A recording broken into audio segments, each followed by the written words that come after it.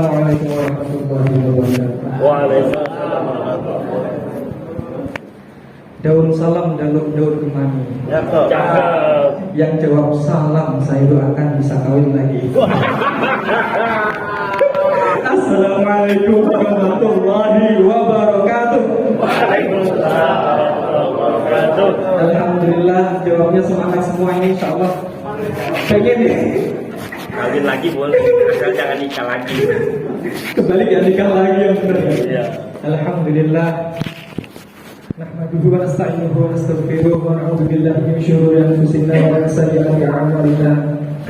Man yahdihillahu fala mudilla lahu wa man yudlilhu fala hadiya lahu. Asyhadu an la ilaha illallah wahdahu la syarika lahu wa asyhadu anna Muhammadan 'abduhu wa rasuluhu la nabiyya ba'dahu. Allahumma sholli ala sayyidina wa maulana Muhammad wa ala alihi wa sahbihi wa la hawla wa la quwwata illa billah amma ba'd. Qala Allah ta'ala fi kitabihil karim a'udzu billahi minasy syaithanir rajim. Bismillahirrahmanirrahim. Ya ayyuhalladzina amanu taqullaha wa tanzur nafsum ma qaddamat lighad wattaqullaha innallaha khabirum bima ta'malun.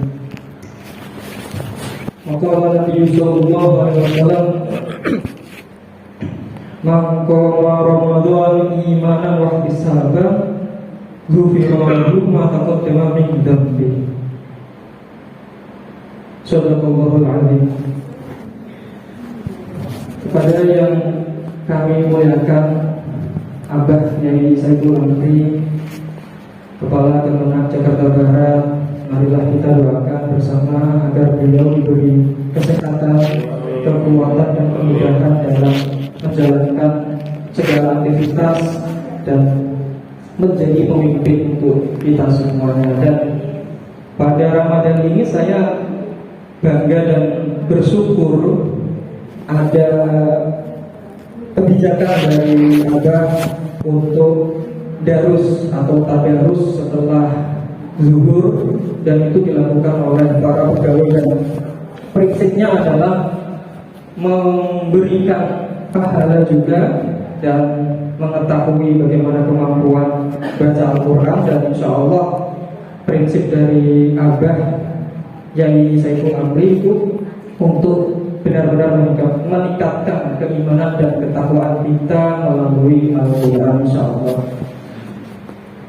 Kepada yang kami hormati ada Pak Haji Maktur selaku Kasubag TU Kemenang Jakarta Barat, ada Pak Haji Supandi, senior saya Pak Haji Andang, dan seluruh penyuluh agama serta para pegawai, serta tidak lupa pimpinan saya ini yang langsung Pak Kasih Dinas Islam, Pak Haji Saiful Anam, dan seluruh pejabat yang tidak dapat kami sebutkan satu persatu, dan tidak mengurangi rasa hormat kami kepada Bapak Ibu sekalian.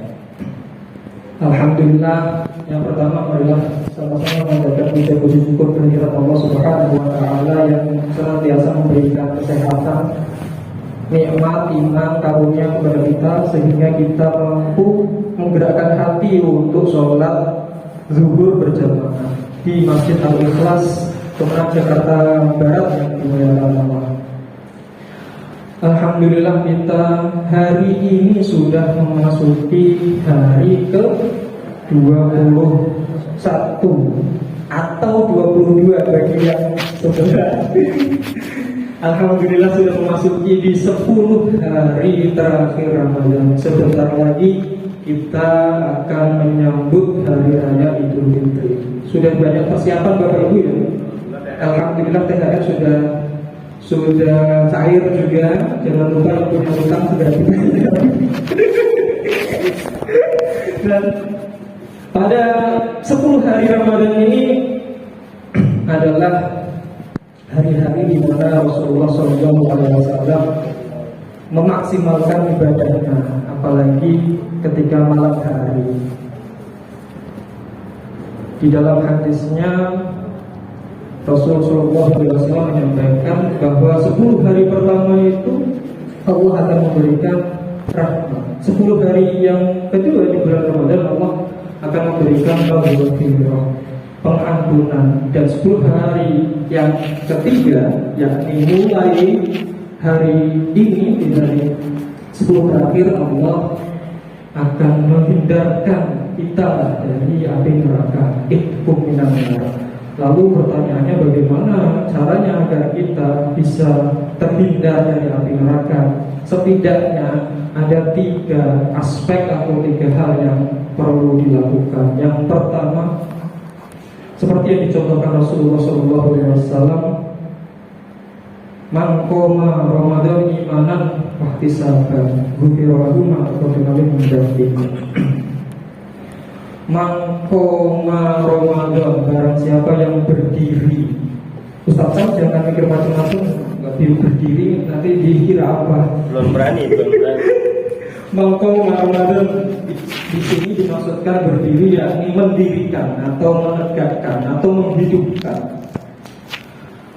Ramadan, khususnya di malam-malam Ramadan, dengan niat iman, dengan iman dan meyakini betul bahwa apapun yang dikerjakan, amal ibadah, sholat taraweh, qiyamul lail, tahajud, witir, kemudian tadarus yang kita lakukan di bulan Ramadan, khususnya di malam hari, itu diniatkan untuk mengharap ridha Allah, bukan untuk mengharap THR, atau bukan untuk mengharap pujian manusia, atau sholat tarawih rajin di musola di masjid hanya untuk terlihat alim. Na'udzubillah.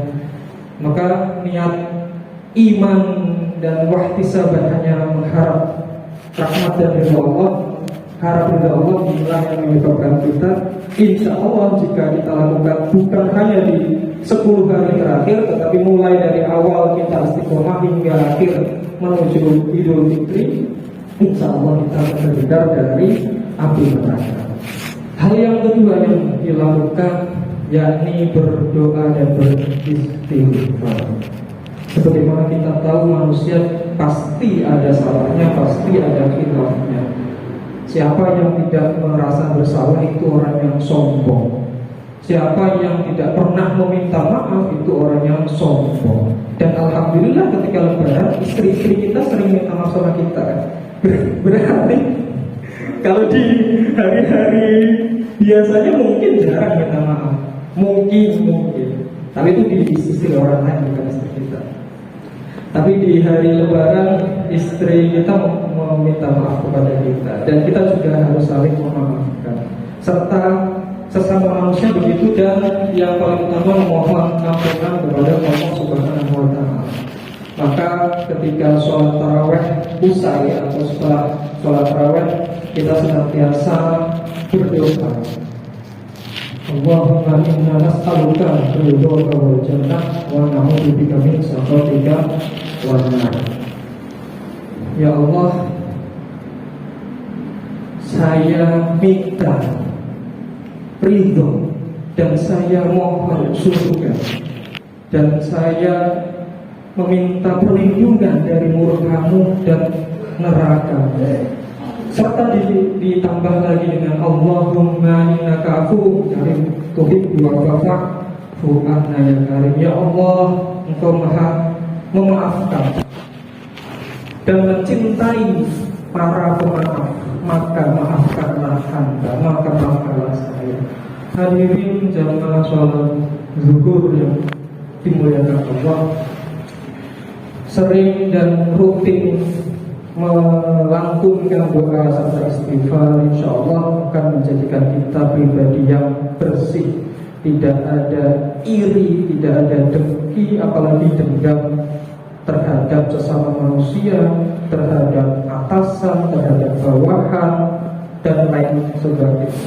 Jangan sampai ketika Ramadan kita masih iri-irian, dengki, Pemda dapat THR banyak, pegawai punya ya misalnya, atau tetangga kita baru beli motor baru, kita pengen tetangga kita punya istri baru kita pengen, nah jangan iri-irian dan dengki seperti itu.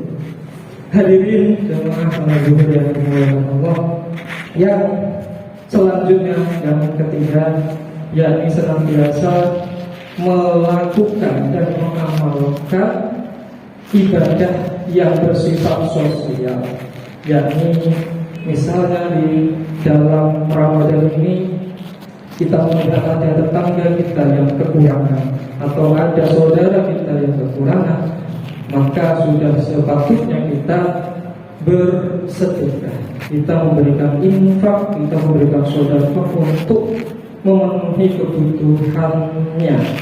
Apalagi di akhir nanti kita diwajibkan untuk melakukan zakat fitrah, dan kalau sudah sesuai nisabnya kita berhak dan wajib untuk melakukan zakat mal atau menunaikan zakat mal. Jangan sampai yang kita satuni anak yatim yang sekiranya itu kita pengen mendekati ibunya karena ibunya cantik misalnya. Jangan sampai seperti itu tidak adil namanya. Maka apapun yang kita lakukan, ibadah, sedekah atau menyantuni anak yatim, kita harus lagi-lagi imanan waktu sabar agar hubungan dan kita diampuni dosa, sehingga ketika kita manusia sudah diampuni dosa oleh Allah Subhanahu wa taala, insyaallah kita akan terhindar dari api neraka. Demikian untuk singkat yang kami sampaikan, kurang lebihnya mohon maaf. Wallahul muwaffiq ila aqwamit thoriq. Wassalamualaikum warahmatullahi wabarakatuh.